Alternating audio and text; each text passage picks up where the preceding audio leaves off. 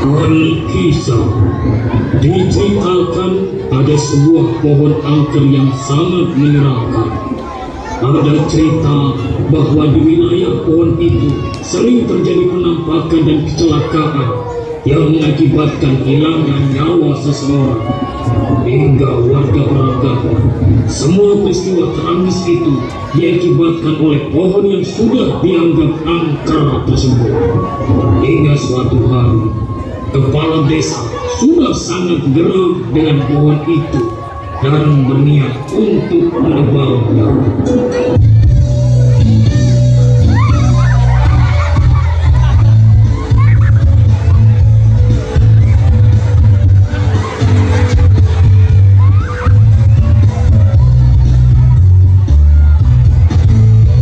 Pokoknya saya tidak mau tahu. Pohon angker itu harus ditebang. Saya sudah capek mendengar keluhan para warga tentang pohon angker itu. Sudah banyak orang yang ditakut-takuti penampakan. Bahkan banyak korban kecelakaan lalu lintas yang mati gara-gara pohon angker itu. Waduh, tapi Pulora, begini loh, Eke sudah sama orang, tapi tidak ada yang berani menebang pohon angker itu. Terus gimana dong? Kalau emang tidak ada orang yang mau, saya sendiri yang akan menebang pohon itu pakai bom, biar hancur sekalian. Apa? Pakai bom? Aduh, bahaya loh Pulora. Apa tidak sebaiknya kita tanya ke Pak Yai dulu, orang pintar di desa ini? Halah, kelamaan. Tapi Gak usah tapi-tapian. aduh, gimana nih? Gawat. Lebih baik Eke lapor ke Pak Yai aja kalau gitu. Capcus.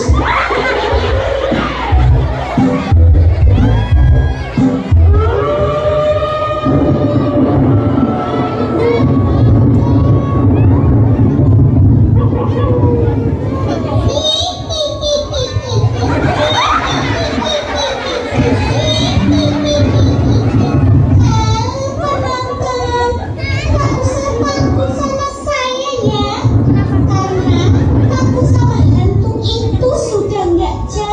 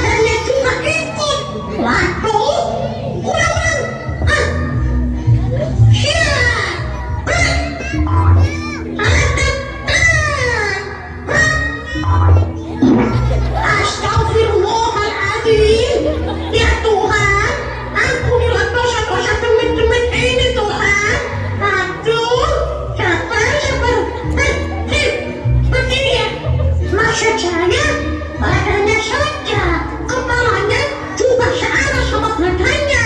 Gitu. Sabar. Ayo, kita mulai lagi. Siap. Hadap kanan. Nah, itu benar. Dua langkah, maju, jalan. Dua langkah, mundur, jalan. Maju mundur, cantik, jalan. Bagus.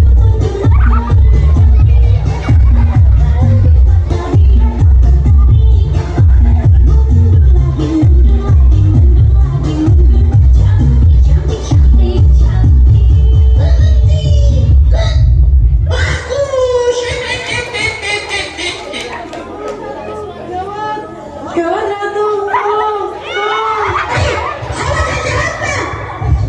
Gawat Ratu, manusia akan menghancurkan alam kita Ratu. Gawat, tolong Ratu.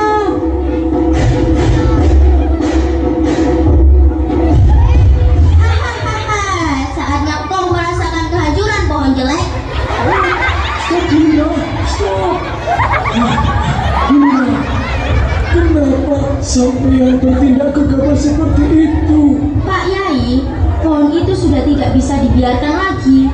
Sudah banyak korban kecelakaan mati akibat pohon itu. Astagfirullahaladzim. Aduh, ngeten mawon Bu.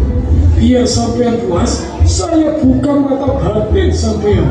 Terus monggo nanti berinteraksi dengan bangsa goib biar jelas apakah semua masalah yang terjadi ini akibat pohon angker itu atau bukan. Sekarang sampai di sini saja Bu. Saya mau berinteraksi dengan demit-demit itu. Assalamualaikum. Mohon maaf jika bangsa kami mengganggu bangsa kalian. Aku rapopo, tapi ojo langsung main sama guru ya rapopo. Awak diri gak salah opo-opo, kok ditinggal neko-neko. Oh, jadi kesimpulannya yang menyebabkan kecelakaan di daerah ini bukan sampean dan kawan-kawan. Kenapa? Itu campur urusan Tuhan. Hidup mati itu urusan Allah, bukan orang yang demit kayak kami. Kalaupun ada kecelakaan terus mati, ya itu sudah takdir dari Allah. Kalau ingin protes, ya protes saja ke Allah.